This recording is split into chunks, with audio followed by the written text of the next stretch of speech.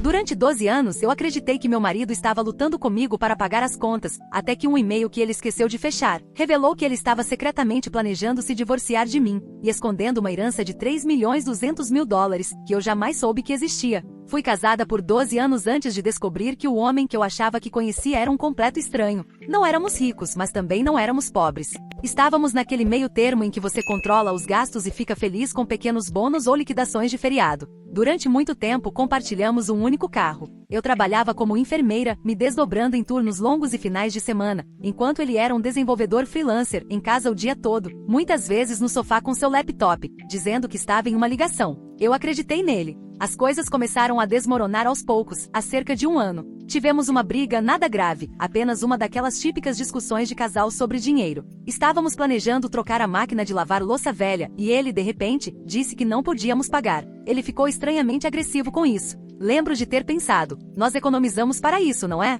Mas eu deixei pra lá. Essa briga se transformou em mais distância, mais defensiva. Ele começou a passar mais tempo fora com amigos, a ficar mais reservado com o telefone. Eu atribuí tudo ao estresse do trabalho. Então, uma noite, ele deixou o e-mail aberto no nosso computador, algo que ele nunca fazia. Eu não estava fuçando, estava apenas checando o rastreamento de um pacote que tínhamos pedido. Mas quando cliquei na caixa de entrada, havia um e-mail marcado no topo com o assunto "Confirmação final de transferência de confiança". Quase não abri, mas algo no meu estômago me mandou clicar. Dentro havia uma conversa entre ele e um consultor financeiro, confirmando o depósito final em uma conta totalizando pouco mais de 3,2 milhões de dólares. Meu coração parou. Verifiquei as datas, a correspondência havia começado há 8 meses. Li todas as mensagens. Era uma herança, o avô dele tinha falecido, e tudo foi para o meu marido. Havia menções a transferências de ativos, criação de fundos fiduciários anônimos e proteção legal. A parte mais arrepiante foi uma resposta que ele enviou que dizia: "Vamos prosseguir com a separação. Quero finalizar o divórcio discretamente antes que a divulgação se torne um problema."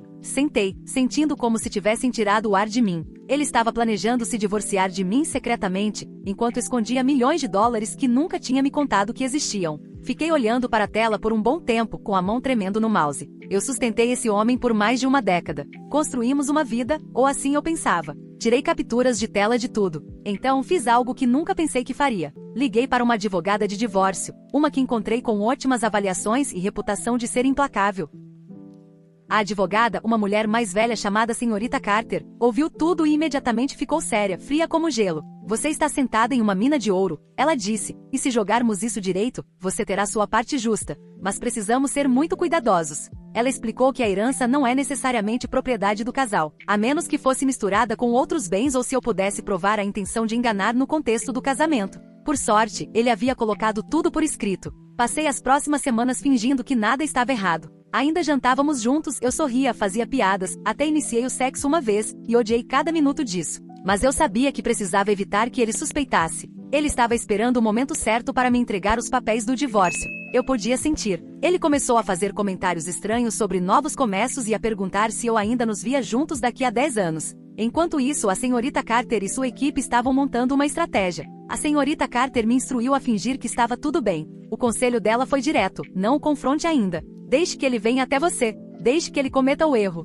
Então eu esperei. Por cerca de 3 semanas, vivi uma vida dupla, esposa na superfície, mas nos bastidores eu era uma tempestade silenciosa, preparando-me para explodir. Fiz backup de todas as minhas descobertas, e-mails, extratos de fundos fiduciários, até um PDF que ele deixou na área de trabalho por 2 minutos antes de deletar. Ele listava ativos, algumas ações, uma conta no exterior da qual eu nunca tinha ouvido falar e uma propriedade na praia em Oregon. Tudo isso sob empresas de fachada e fundos com nomes que não significavam nada para mim, mas significavam tudo para minha advogada. Então chegou o dia. Ele chegou em casa mais cedo em uma quinta-feira, o que já era estranho. Eu estava no meio do preparo do jantar quando ele entrou na cozinha com aquela expressão estranha, quase ensaiada. Ele disse que precisávamos conversar. Meu coração disparou, mas eu assenti e sequei as mãos em uma toalha, fingindo que não tinha ideia do que estava por vir. Ele me sentou e fez um discurso. Disse que sentia que tínhamos nos afastado, que não achava mais que éramos compatíveis, que ambos merecíamos ser felizes. Todos os clichês de sempre. Então ele me deu a notícia: "Acho melhor nos separarmos amigavelmente sem advogados.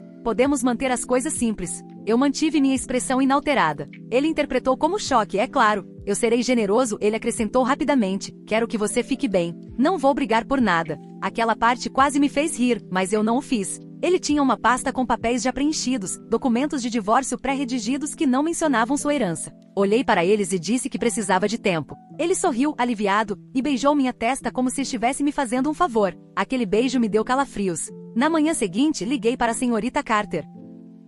É hora do jogo, eu disse a ela. A equipe dela entrou com nosso próprio pedido de divórcio, cheio de referências a bens escondidos, riqueza oculta e fraude intencional. Não o entregamos imediatamente. Esperamos até que ele oficialmente entrasse com sua versão simples e amigável 2 dias depois. Um oficial de justiça tocou a campainha dele e entregou nosso pacote. A explosão veio rápido. Ele invadiu a casa mais tarde naquela noite com os olhos arregalados. Que diabos é isso? Ele gritou, balançando os papéis. Eu estava calma. Eu tinha me preparado para isso. É uma resposta, eu disse. Com provas. Seus e-mails, seus documentos de fundos fiduciários, suas propriedades secretas. Você não cobriu seus rastros tão bem quanto pensava. Ele tentou bravatear, negando tudo. Disse que o dinheiro não era propriedade do casal, que eu estava sendo apenas gananciosa. Deixei que ele reclamasse por 1 minuto. Então, dei a cartada final. Eu sei sobre a casa em Oregon, eu disse, e sobre a conta no exterior, as LLCs. Você disse ao seu consultor que queria finalizar o divórcio discretamente antes da divulgação. Eu tenho esse e-mail. Ele parou de falar depois disso. Ele contratou um advogado, uma firma chamativa da cidade que tentou intimidar a senhorita Carter. Péssima jogada. A senhorita Carter jogou xadrez jurídico como uma grão-mestre. Ela entrou com intimações, congelou contas e o forçou a uma divulgação financeira tão apertada que ele não conseguia piscar sem declarar o custo. Acontece que a herança tinha sido tecnicamente mantida separada, até que ele começou a canalizar o dinheiro para contas conjuntas, pagando nossa hipoteca em dinheiro, comprando aquela TV nova com nosso cartão de crédito compartilhado, e até mesmo financiando parte das nossas férias no ano passado. Essa foi a nossa alavancagem. Entramos em acordo fora do tribunal. Ele não queria julgamento nem atenção. Ele concordou em me dar 35% de todos os ativos, incluindo os rendimentos do fundo, o que somava mais de 1,1 milhão de dólares, sem contar a pensão por 5 anos e metade da propriedade em Oregon. Mudei-me antes dele, levando apenas o que eu queria, roupas, fotos e alguns livros. Deixei para trás os móveis e as memórias, como um peso morto. Depois que o acordo foi assinado, mudei-me para um pequeno condomínio perto do lago. Não era extravagante, mas era meu. Totalmente pago, sem propriedade compartilhada, sem sombras persistentes. As primeiras semanas foram estranhamente silenciosas. Eu ia para a cama esperando uma discussão, uma porta batendo, algo. Mas o silêncio era reconfortante. Significava paz. Um dia, entrei em uma concessionária de carros e paguei à vista por um SUV híbrido usado que eu estava de olho há anos. Não era um Lamborghini, apenas algo confiável e ecológico, o tipo de decisão que ele costumava desprezar. Você dirige devagar demais para se importar com a quilometragem do combustível, ele brincava. Eu nunca ria.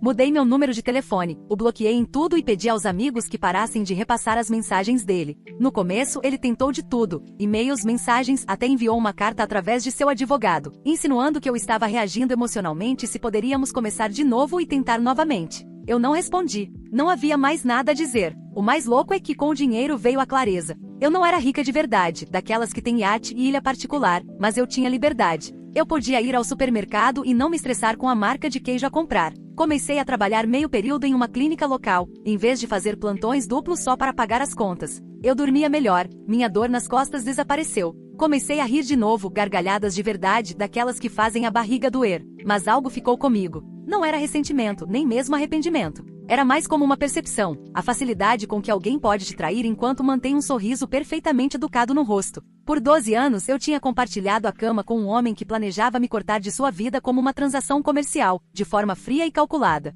Eventualmente, usei parte do meu acordo para voltar a estudar, não para mais certificações de enfermagem, mas para aconselhamento, trabalho de trauma, recuperação de divórcio. A senhorita Carter até me recomendou um programa. Eu disse a ela que ela era minha inspiração. Ela apenas sorriu e disse, agora vá ajudar outra pessoa a fazer o que você fez. 1 ano depois que nosso divórcio foi finalizado, encontrei um de seus antigos colegas de trabalho. Ele perguntou como eu estava e parecia genuinamente feliz por mim. Ele me disse que meu ex havia se mudado para outro estado, tentado recomeçar, se envolveu com uma mulher muito mais jovem, uma influencer de yoga ou algo assim, ele disse, rindo. Eu apenas sorri. Eu não estava amargurada. Não me importava com quem ele namorava. Eu me importava por não estar mais acorrentada a alguém que me via como descartável. Agora eu vivo no meu próprio ritmo. Faço viagens de fim de semana, sou voluntária, comecei a namorar novamente devagar, com cautela. Não tenho pressa. Aprendi que amar alguém não significa perder a si mesma, que dinheiro não compra felicidade, mas segurança. Isso não tem preço. O tipo de segurança que te permite ir embora quando alguém tenta te apagar silenciosamente da sua própria vida.